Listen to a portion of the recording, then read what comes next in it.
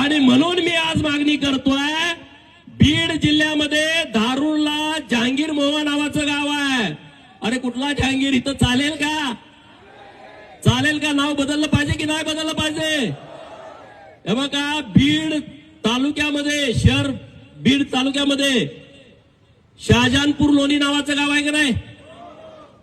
दगडी शाहजहानपूर, लिंबा शाहजहानपूर, उमरत औरंगपूर, उमरत जहांगीर, बीड जवळची नाव माहित आहेत की नाही?